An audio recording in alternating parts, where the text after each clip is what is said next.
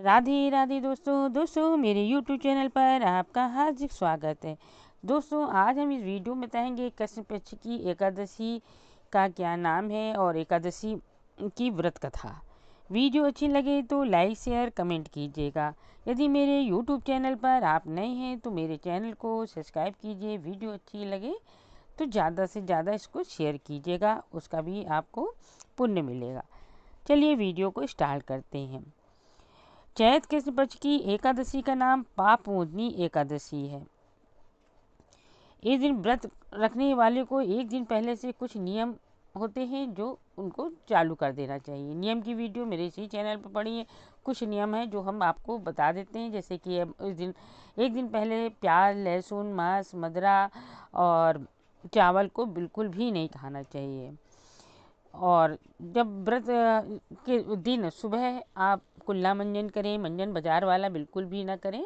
आप कोई भी पत्तियां जैसे कि उसकी नींबू की पत्तियां या नींबू के छिकले से अपने दांत को साफ कर लिए, वो भी नहीं है तो आप 14 बार कुल्ले कर लीजिए।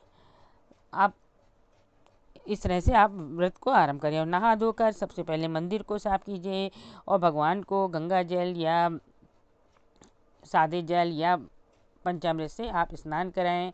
जो आपके पास अवेलेबल हो उससे आप स्नान कराएं। भगवान उनको पीले वस्त्र धारण कराएं, पीले फूल वगैरह से पूजा करें। आप फूल कोई भी चढ़ा सकते हैं, वैसे हो सके तो पीला फूल चढ़ाएं क्योंकि भगवान विष्णु को पीली चीज़ें ज़्यादा पसंद है इसलिए। और उस दिन आप फलाहार ही खाएंगे और घर में भी किसी को चावल वगैरह नहीं खाने दें। यदि आप व्रत रखते हैं तो घर में किसी को चावल ना बनाए तो ज़्यादा अच्छा है। तो उस दिन चावल का निषेध सभी को करना चाहिए।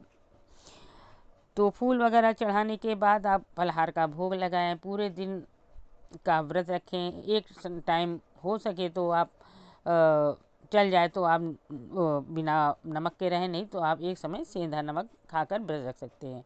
और इस दिन आप विष्णु सहस्त्र नाम का पाठ, विष्णु सूक्त, इस तरह विष्णु जी के जो मंत्र वगैरह हैं उनको आप दिन भर रटते रहिए। इन सब चीज़ों को करते रहिए। चलिए हम आपको सुनाते हैं पापमोचनी एकादशी व्रत कथा। बोलो भगवान विष्णु की जय। अर्जुन बोला, हे मधुसूदन, मैं जो जो एकादशियों के व्रतों की कथाएं सुन रहा हूँ त्यों तो अन्य एकादशियों के व्रतों की कथाएं सुनने को मेरी उत्सुकता बढ़ती ही जा रही है। हे श्री कृष्ण, अब कृपा कर आप चैत मास के कृष्ण पक्ष की एकादशी के बारे में बतलाइए। इस एकादशी का नाम क्या है? इसमें कौन से देवता की पूजा की जाती है या इसका व्रत करने की क्या विधि है? हे गोपाल, ये सब मुझे विस्तार पूर्वक बताने की कृपा करें। श्री कृष्ण भगवान बोले, हे पांडुनंदन, एक समय यही प्रश्न पति मानधाता ने लोमस ऋषि से किया था। जो कुछ लोमस ऋषि ने नपति मानधाता को बताया था वही मैं तुमसे कहता हूँ। धर्म के गुहत्तम रहस्यों के ज्ञाता राजा मानधाता ने लोमस ऋषि से पूछा, हे महर्षि, मनुष्य के पापों का मोचन किस प्रकार संभव है? कृपा कर कोई ऐसा सरल उपाय बताएं जिससे सहज ही पापों से छुटकारा मिल जाए। लोमा ऋषि बोले, हे राजन, चैत मास के कृष्ण पक्ष की एकादशी का नाम पापमोचनी है। उसके व्रत के प्रभाव से मनुष्यों के अनेक पाप नष्ट हो जाते हैं।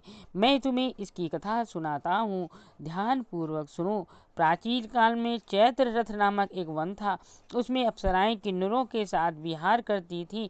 वहाँ हर समय बसंत रहता था, अर्थात उस जगह सदैव प्रत्येक तरह के पुष्प खिले रहते थे।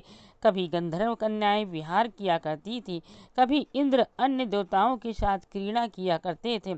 उसी वन में मेधावी नाम के एक ऋषि भी तपस्या में लीन रहते थे। वे शिव भक्त थे। एक दिन मंजू घोषा नामक एक अप्सरा ने उनको मोहित कर उनके नैकट्य का लाभ उठाने की चेष्टा की। इसके लिए वे कुछ दूरी पर बैठा वीणा बजाकर मधुर स्वर में गाने लगी। उसी समय कामदेव भी शिव भक्त उन मुनि को जीतने का प्रयास करने लगे। कामदेव ने उस सुंदर अप्सरा को भ्रू का नाम धनुष बनाया, कटाज को उसकी पतंचा डोरी बनाई और उसके नेत्रों को उस मंजू घोषा अप्सरा का सेनापति बनाया। इस तरह कामदेव अपने शत्रु भक्त को जीतने को तैयार हुआ। उस समय मेधावी मुनि भी युवा तथा हृष्ट पुष्ट थे। उन्होंने यज्ञोपवीत तथा दंड धारण कर रखा था। वे दूसरे कामदेव के समान प्रतीत होते थे। उस मुनि को देखकर कामदेव के वश में हुई मंजू घोषा ने धीरे धीरे मधुर वाणी से वीणा पर गाना शुरू किया, तो मेधावी मुनि भी मंजू घोषा के मधुर गाने पर तथा उसके सौंदर्य पर मोहित हो गए। वह अप्सरा मेधावी मुनि को कामदेव से पीड़ित जानकर उनसे आलिंगन करने लगी। मेधावी मुनि उसके सौंदर्य पर मोहित होकर शिव रहस्य को भूल गए और काम के वशीभूत होकर उसके साथ रमण करने लगे। उस मुनि को काम के वशीभूत होने के कारण उस समय दिन रात का कुछ भी ध्यान न रहा और बहुत समय तक वे रमण करते रहे।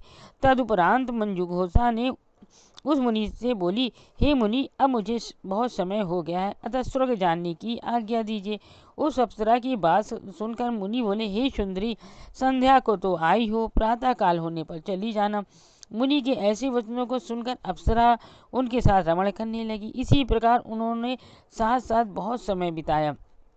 एक दिन फिर मंजू घोषा ने मेधावी मुनि से कहा, हे देव, अब मुझे स्वर्ग जाने की आज्ञा दीजिए। इस बार मुनि ने कहा, हे सुंदरी, अभी तो कुछ भी समय नहीं व्यतीत हुआ है, अभी कुछ समय और ठहरो। इस पर वह अप्सरा बोली, हे मुनि, आपकी रात्रि तो बहुत लंबी है, आप स्वयं ही सोचिए कि मुझे आपके पास आए कितना समय हो गया। अब और अधिक समय तक ठहरना क्या उचित है। उस अप्सरा की बात सुनकर मुनि को समय का बोध हुआ और वे गंभीरता पूर्वक विचार करने लगी। जब उन्हें बोध हुआ कि उन्हें रमण करते करते 57 वर्ष व्यतीत हो चुके हैं, तो उस अप्सरा को वह काल का रूप समझने लगे। इतना अधिक समय भोग विलास में व्यर्थ हो जाने पर उन्हें बड़ा क्रोध आया। वे अत्यंत क्रोधित हुए। उस तप नाश करने वाली अप्सरा की तरफ भ्रुकुटी तान कर देखने लगे। उनके अधर कांपने लगे, इंद्रियां बेकाबू होने लगी। क्रोध से थरथराते स्वर में वह उस अप्सरा से बोले, अरे दुष्टा, मेरे तप को नष्ट करने वाली तू महान पापिन और दुराचारणी है। तुझे धिक्कार है, अब तू मेरे सांप से पिशाचिनी हो जा। उस मुनि के क्रोध युक्त सांप से वह पिशाचिनी हो गई। फिर व्यथित होकर बोली, हे मुनि, अब मुझ पर क्रोध को त्याग कर प्रसन्न होइए और कृपा करके बताइए कि इस सांप का निवारण किस प्रकार होगा। विद्वानों ने कहा है, साधुओं की संगत अच्छा फल देने वाली है, इसलिए आपके साथ तो मेरे बहुत वर्ष व्यतीत हुए हैं, अतः अब आप मुझ पर प्रसन्न हो जाइए, अन्यथा लोग कहेंगे कि एक पुण्य आत्मा के साथ रहने पर मंजू घोषा को पिशाचिनी होना पड़ा। मंजू घोषा की बात सुनकर मेधावी मुनि को अपने क्रोध पर ग्लानि भी हुई और अपनी अपकीर्ति का भी भय हुआ। अतः पिशाचिनी मणि मंजू घोषा ने उन्होंने कहा, तूने मेरा बड़ा बुरा किया है, परंतु फिर भी मैं तुझे इस सांप से छूटने का उपाय बतलाता हूँ। चैत माह के कृष्ण पक्ष की जो एकादशी है, उसका नाम पाप मोचनी है। उस एकादशी का व्रत करने से तू पिशाचिनी की देह से छूट जाएगी। इस प्रकार मुनि ने उसको समस्त विधि बतला दी। फिर अपने पापों के प्रायश्चित के लिए वे अपने पिता च्यवन ऋषि के पास गए।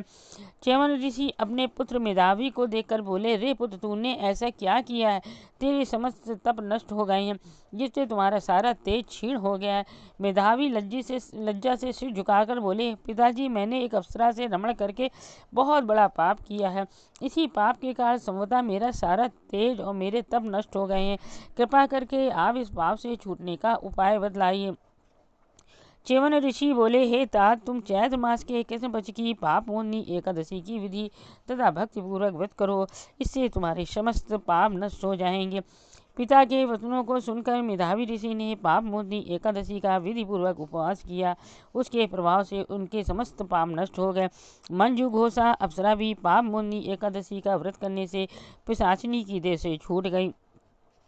सुंदर रूप धारण करके स्वर्ग लोक चली गई। लोकेश मुनि बोले, हे राजन, इस पाप मोचनी एकादशी के प्रभाव से सब पाप नष्ट हो जाते हैं। इस एकादशी कथा के श्रवण व पठन से 1000 गोदान करने का फल मिलता है। इस व्रत के करने से ब्रह्म हत्या करने वाले, स्वर्ण चुराने वाले, मद्यपान करने वाले, अज्ञा गमन करने वाले आदि पाप नष्ट हो जाते हैं। अंत में स्वर्गलोक की प्राप्ति होती है। और इस कथा का ये सार है। इस कथा से स्पष्ट है कि देहजन आकर्षण अधिक समय तक नहीं रहता है। देह के लोभ में पड़कर मेधावी ऋषि अपने तप संकल्प को भूल गए। इस घोर अपराध माना जाता है, किंतु भगवान विष्णु की पाप मोचनी शक्ति इस घोर अपराध के पाप से भी सहजी मुक्ति दिलाने में सक्षम है। जो प्राणी सत्कर्मों को संकल्प करके बाद में लोभ लालच और भोग विलास के वशीभूत होकर अपने संकल्प से गिर जाते हैं, वे घोर नरक के अपराधी होते हैं। किंतु पाप मोहिनी सभी पापों से मुक्त करके प्राणी को स्वर्ग का अधिकारी बना देती है। दोस्तों, ये थी पाप मोहिनी एकादशी व्रत कथा और सार। वीडियो अच्छी लगे तो लाइक शेयर कीजिएगा, कमेंट में राधे राधे ओम नमो भगवते वासुदेव जरूर से लिखिएगा। चलिए अगली वीडियो मिलते हैं। राधे राधे।